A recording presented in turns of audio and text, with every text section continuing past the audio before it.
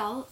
Today I am going to be discussing advocacy from a foster child standpoint as a school counselor or anybody inside of school. So, as I was thinking about this, which I'm really passionate about foster kids, I saw a lot of them inside the school in districts that you may not think they would be in, or they're a lot more prevalent than you think.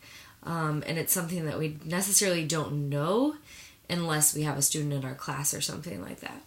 So I took advocating because I feel like the word advocate means like do it once and it's over. So I took the word advocating and I broke it down into steps of how you should advocate for your foster students in your school.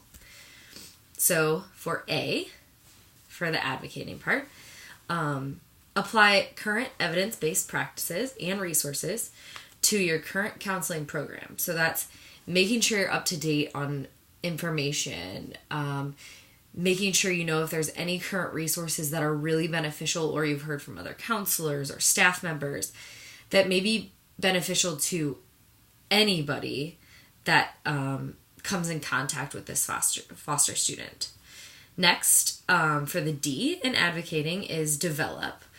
And this is developing a check-in and check-out program for every foster student that comes through the school. Connect them to an adult in the school who they may find a close bond to, or you may feel would connect well with them. Right off the bat, they need to be in a check-in, check-out program that is also evidence-based because positive adult contact with foster students is very beneficial. Next is the V for validate to the student and the parents and the social worker that you are here to do whatever you possibly can to help that student succeed, and whatever resources or necessities they may need, ask them to come contact you. And constant validation, I know it sounds maybe a little much, but it can be really beneficial that maybe if a parent didn't hear it the first time or didn't feel comfortable the first time, reminding them that you still are there is really helpful. Next would be organize. So this is organize materials and resources for students, teachers, staff, foster parents, biological parents that they may be seeing. Organize these materials of anything form related, field trip related, anything that they're going to need and may not be able to get it to them on time. Keep a packet for them or a folder to where you can say, hey, I've really, wanted to get this information to you. I'm glad we finally got together. Here's all the things I've collected over the last, so many days for you. It shows that you really care to all of the above. So the next one is advocate, which usually don't use the word inside of it, but I felt it was really beneficial in this aspect. So advocate for the well-being of your foster students through social groups, extracurriculars. You want to get them outside of the box. Don't just feel like, oh, we don't know if they're going to be here 3 weeks or 3 months or 3 years, so then you don't push anything. Make sure that you are reaching out to them and asking them, what activities do you like and what might you want to be involved in? Or, hey, let's try this out because I think, even though you might not feel comfortable, I think you might enjoy it. And just see if they're able to, gain social skills from it or anything else. Next would be teach.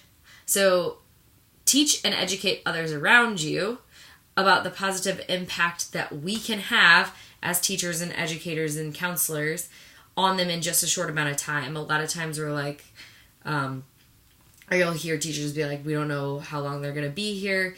And making sure that you validate that it doesn't matter how long they're here. In the time that they're here, in the 8 hours a day that they are here, we're going to make a positive impact. And teach them how to do that through resources. But don't overwhelm them with resources. Use small, good tools that really can influence the classroom or their interaction with the student. Next would be initiate, Initiate the special education process if needed to escalate the process, or to escalate the process to go faster. Because if somebody's not advocating for that kiddo and they're only there a few months and you're not able to get that special education, IEP set up or whatever, that student's going to go on to the next school and going to get passed along, and they need those resources in place for them to succeed in school. So making sure that you are constantly on top of that. Never give up would be the N. It's really easy to lose hope or faith in the process of, foster care process or the social work system or anything like that. Make sure that you stay strong and you show that to others in the building, because they maybe have a negative, outlook on this process, but knowing that you are still there to make an impact and it's all about the kiddo. And lastly, for the G in advocating, is gain trust through positive reinforcement, one-on-one individual counseling, and daily contact.